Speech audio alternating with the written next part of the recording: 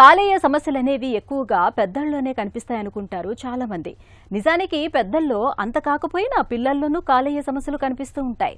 తరచూ అలసట, ఆకలి లేకపోవడం, వాంతులు, కడుపు నొప్పి, కళ్ళు చర్మం పచ్చగా మారడం ఇవన్నీ పసికాలేయంలో సమస్యలు తలెత్తాయని తెలిపే సంకేతాలే. ఈ లక్షణాలు కనిపిస్తున్నప్పుడు ఆలస్యం చేయకుండా వెంటనే పిల్లలకు తగిన వైద్య సాయం అందేలా చూడాలని చెబుతారు డాక్టర్లు. పిల్లల్లో కాలేయ సమస్యల తీరుతెన్నుల గురించి డాక్టర్ని అడిగి ఇప్పుడు తెలుసుకుందాం. పిల్లల్లో సాధారణంగా ఎలాంటి కాలేయ జబ్బులు కనిపిస్తూ ఉంటాయి? పిల్లల్లో యూజువల్లీ మనకి కనిపించే లివర్ డిసీజ్ యొక్క లక్షణాలు లివర్ డిసీజ్ అనేవి కొంచెము ఏజ్ ప్రకారం ఉంటాయండి. సో అప్పుడే పుట్టిన పిల్లలు లేదా సంవత్సరంలోపు పిల్లల్లో కొన్ని రకమైన లివర్ ప్రాబ్లమ్స్ ఉంటాయి. ఆ తర్వాత స్కూల్కి వెళ్ళే పిల్లలు, ఆ పైన ఏజ్ ఉన్న పిల్లల్లో వేరే తరమైన లివర్ ప్రాబ్లమ్స్ ఉంటాయి. ఇప్పుడు అప్పుడే పుట్టిన పిల్లల్లో మనము చూసుకుంటే కనుక జన్యుపరమైన ప్రాబ్లమ్స్, మెటబాలిక్ పరమైన లివర్ ప్రాబ్లమ్స్ కానీ are surgical causes, especially biliary అంటాము, ఇలాంటి ప్రాబ్లమ్స్ ఎక్కువగా చూస్తూ ఉంటాం అన్నమాట. సో వీటి యొక్క లక్షణాలు ఇందాక చెప్పినట్టు మలం రంగు మారడము, పిల్లలు మనకి చర్మంలో కానీ కళ్ళల్లో కానీ పసుపు రంగులో జాండీస్ కామెర్లు కనిపించడము, యూరిన్ బాగా ఎల్లోగా వెళ్ళడము, బరువు పెరగకపోవడము, పొట్ట ఉబ్బిపోవడము, పొట్టలో నీరు చేరడము, ఇలాంటి లక్షణాలు ఏమైనా అప్పుడే పెట్టిన పిల్లల్లో కానీ 3 నెలలు ఆ లోపు ఉన్న పిల్లల్లో కానీ ఇలాంటి లక్షణాలు ఏమైనా గుర్తిస్తే వెంటనే లివర్ డిసీజ్ సంబంధించిన టెస్టులు అనేవి చేసుకోవాలి. పీడియాట్రిక్ గ్యాస్ట్రోఎంట్రాలజిస్ట్ని సంప్రదిస్తే ఈ డిసీజ్కి సంబంధించిన వర్కప్ అనేది జరుగుతూ ఉంటుంది. అలాగే తర్వాత అప్పుడే పుట్టిన పిల్లలు, ఆ ఏజ్ గ్రూప్ దాటి స్కూల్కి వెళ్ళే పిల్లలు, ఆ పిల్లలు మనం చూసుకుంటే హెపటైటిస్, ఇప్పుడు నార్మలీ వైరల్ ఇన్ఫెక్షన్స్ ఉంటాయి, వైరల్ హెపటైటిస్ ఏ కానీ, హెపటైటిస్ ఈ కానీ, హెపటైటిస్ బి ఆర్ సి అనేవి మనము అటువంటి పిల్లల్లో కూడా చూడొచ్చు అనమాట. ఇవే కాకుండా ఎనీ అదర్ వైరల్ ఇన్ఫెక్షన్స్, ఇప్పుడు మనకి డెంగీ కానీ, స్క్రబ్ టైఫస్ కానీ, ఇలాగ అనేకమైన వైరల్ ఇన్ఫెక్షన్స్ ఉంటాయి, వాటి వల్ల కూడా లివర్ ఎఫెక్ట్ అయ్యే ఛాన్స్ ఉంటుంది. ఇవి కాకుండా జన్యుపరమైన లివర్ ప్రాబ్లమ్స్ అని, ఆహారపు అలవాట్లు వల్ల వచ్చే లివర్ ప్రాబ్లము, ఊబకాయం అంటే ఒబెసిటీ వల్ల వచ్చే లివర్ ప్రాబ్లమ్స్, అలా కాకుండా మనకి జెనెటిక్ పరమైన లివర్ ప్రాబ్లమ్స్ కూడా, విల్సన్స్ డిసీజ్ కానీ, ఆటోఇమ్యూన్ హెపటైటిస్ కానీ, ఇలాంటివన్నీ అనేక కారణాలు ఉంటాయి పిల్లల్లో చూసే లివర్ ప్రాబ్లమ్స్. పిల్లల్లో కాలేయ జబ్బుల తాలూకు లక్షణాలు ఎలా ఉంటాయి?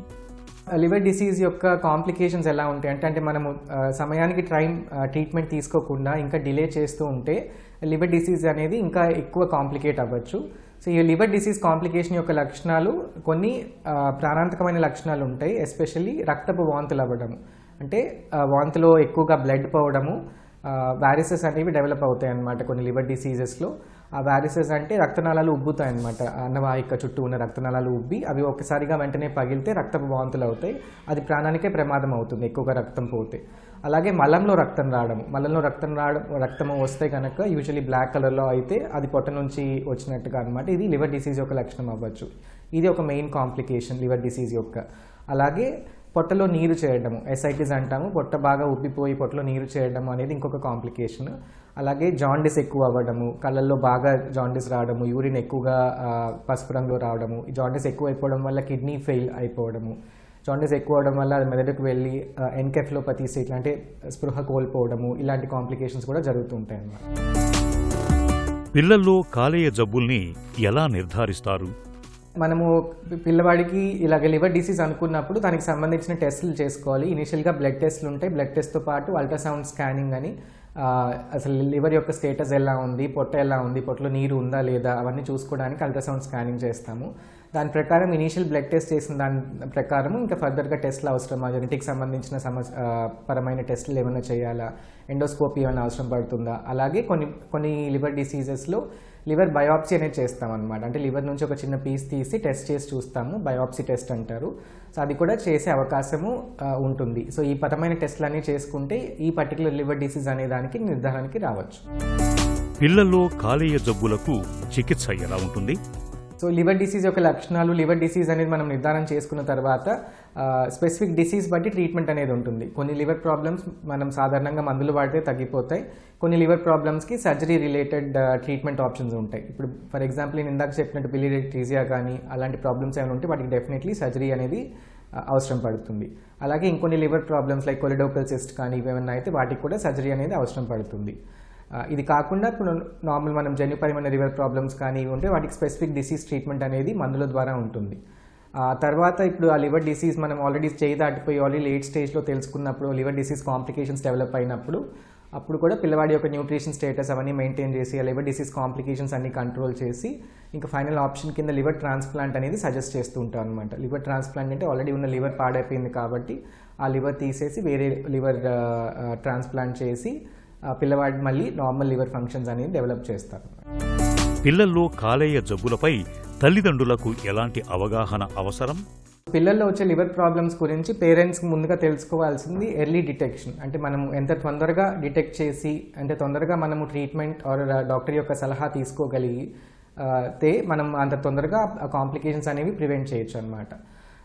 సో వీటి గురించి అవగాహన ఎలా ఉండాలంటే వ్యాధి యొక్క లక్షణాలు తెలుసుకోగలిగేటట్టు ఉండాలి. వ్యాధి యొక్క లక్షణాలు తొందరగా ఐడెంటిఫై చేసి వెంటనే డాక్టర్ని సంప్రదించి దానికి సంబంధించిన టెస్టులు చేయడం కానీ దానికి సంబంధించిన ట్రీట్మెంట్ తీసుకోవడం కానీ డిలే అవ్వకుండా చూసుకోవాలి.